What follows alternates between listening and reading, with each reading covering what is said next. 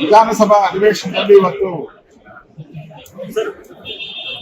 ಎಂದು ಕಾಣದಂತ ಒಂದು ಅಸಹಾಯಕತೆಯ ಪ್ರತಿಬಿಂಬವಾಗಿ ಇವತ್ತು ಅಧಿವೇಶನದಲ್ಲಿ ಗೌರವಾನ್ವಿತ ಸ್ಪೀಕರ್ ಅವರು ಸಭಾತ್ಯಾಗವನ್ನ ಮಾಡಿದ್ದಾರೆ. ಪ್ರತಿದಿನನೂ ಕೂಡ ಸುಮಾರು 200-250 ಪ್ರಶ್ನೆಗಳು ಲಿಖಿತ ಮೂಲಕ ಉತ್ತರಗಳನ್ನ ಕೊಡಬೇಕು. ಆದ್ರೆ ಪ್ರತಿದಿನನೂ ಕೂಡ 10%, 20%, 30% ಪ್ರಶ್ನೆಗಳಿಗೆ ಮಾತ್ರ ಅಧಿವೇಶನ ನಡೆಯುವಂಥದ್ದು. ತಾಲೂಕಿನಲ್ಲಿ ಆ ಕ್ಷೇತ್ರದ MLA ಸಮಸ್ಯೆಗಳಿಗೆ ಪರಿಹಾರ ಸಿಗಬೇಕು ಅಂತ ಪ್ರಶ್ನೆಗಳಾಗ್ತದೆ. ಅಧಿವೇಶನ ನಡೆಯೋದೇ ಮೊದಲು ಪ್ರಶ್ನೆಗಳಿಂದನೇ ಅಧಿವೇಶನ ಶುರುವಾಗ್ತದೆ. ಅಂತ ಪ್ರಶ್ನೆಗಳಿಗೆ ಇವತ್ತು ದಿಕ್ಕು ದೆಸೆ ಏನು ಇಲ್ಲ. ಇಡೀ ಸರ್ಕಾರ ಒಂದು ರೀತಿ ಸತ್ತಂತ ರೀತಿ, ಹೆಣದ ರೀತಿ ಇದೆ. ಯಾವುದೇ ಪ್ರಶ್ನೆಗಳಿಗೆ ಉತ್ತರ ಇಲ್ಲ. ನಾವು ನಿನ್ನೆ ನಿಲುವಳಿ ಸೂಚನೆಯನ್ನ ತಂದಿದ್ರಿ. ಆರೋಗ್ಯ ಇಲಾಖೆ 3 ದಿನ ಆಯ್ತು, ಮಂತ್ರಿನೇ ನಾಪತ್ತೆ. ಮತ್ತು ಅರ್ಬನ್ ಡೆವಲಪ್ಮೆಂಟ್ ವಿಚಾರವಾಗಿ ಬೆಂಗಳೂರು ನಿಲುವಳಿ ಸೂಚನೆ ತಂದಿದ್ರಿ, ಆ ಮಂತ್ರಿನೇ ಪತ್ತೆ ಇಲ್ಲ, ನಾಪತ್ತೆ. ಅಧಿವೇಶನದಲ್ಲಿ ಯಾರು ಮಂತ್ರಿನೇ ಇಲ್ಲ.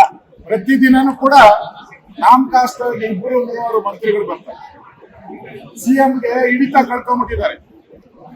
ಯಾರು ಮುಖ್ಯಮಂತ್ರಿ ಅಂತ ತೀರ್ಮಾನ ಆಗೇ ಇರೋದ್ರಿಂದ ಪ್ರಶ್ನೆಗಳಿಗೂ ಉತ್ತರ ಇಲ್ಲ, ಮಂತ್ರಿಗಳು ಪ್ರೆಸೆಂಟ್ ಇಲ್ಲ.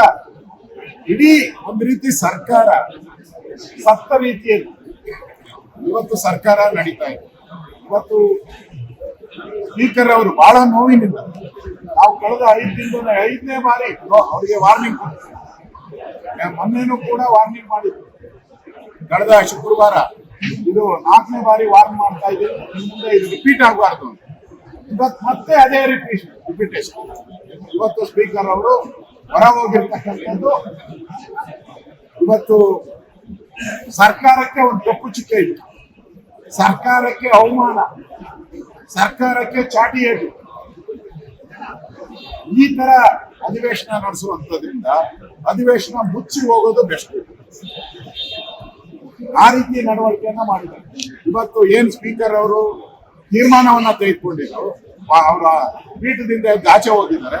ಅದನ್ನ ನಾನು ಸ್ವಾಗತ ಮಾಡ್ತೀನಿ. ಈ ಸರ್ಕಾರ ಬದುಕಿದ್ರೆ ಈ ಸರ್ಕಾರ ಮುಖ್ಯಮಂತ್ರಿಗಳು ಒಂದು ಕ್ಷಮಾಪಣೆ ಕೇಳಬೇಕು. ಮುಖ್ಯಮಂತ್ರಿಗಳು ಒಂದು ಕ್ಷಮಾಪಣೆ ಕೇಳಿದ್ರೆ ಅದಕ್ಕೊಂದು ಅರ್ಥ ಬರ್ತದೆ. ಇಲ್ಲ ಅಂದ್ರೆ ಈ ಮಂತ್ರಿಗಳು ಯಾರ ಮಾತನ್ನು ಕೇಳೋದು. DK ಮಾತು ಕೇಳ್ಬೇಕಾ, ಸಿದ್ದರಾಮಯ್ಯ ಮಾತು ಕೇಳಬೇಕು. ಇಷ್ಟೇ ಇವತ್ತು ನಡೀತಾ ಇರೋದು. ಅದರಿಂದ ಈ ಸರ್ಕಾರ ಅಧಿವೇಶನವನ್ನ ಕಾಟಾಚಾರಕ್ಕೆ ನಡೆಸ್ತಾ ಇದೆ. ಕೋಟ್ಯಾಂತರ ರೂಪಾಯಿ ಖರ್ಚು ಮಾಡ್ತಾ ಇದೆ. ಪ್ರತಿದಿನ ನಾವು 2 ಕೋಟಿ 3 ಕೋಟಿ ರೂಪಾಯಿ ಖರ್ಚು ಮಾಡ್ತೀವಿ. ಬೆಲೆನೇ ಇಲ್ಲ. ಆ 2 ಕೋಟಿ 3 ಕೋಟಿ ಅಭಿವೃದ್ಧಿ ಕಾರ್ಯಕ್ಕೆ ನಾವು ಯೂಸ್ ಮಾಡ್ಬೋದು. ಯಾವ ಪುರುಷಾರ್ಥಕ್ಕೋಸ್ಕರ ಅಧಿವೇಶನ ಕರೆದಿದ್ದಾರೆ? ನಾಚಿಕೆ ಆಗ್ಬೇಕು ಕಾಂಗ್ರೆಸ್ ಸರ್ಕಾರಕ್ಕೆ. ಮಾನ ಮರ್ಯಾದೆ ಇದ್ರೆ ಈ ಘಟನೆ ಆದ್ಮೇಲೆ ಆ ಮಂತ್ರಿಗಳು ಮನೆಗೆ ಹೋಗ್ಬೇಕು, ರಾಜೀನಾಮೆ. ಸ್ಪೀಕರ್ ನಿಲುವನ್ನ ಸ್ವಾಗತ ಮಾಡಿ.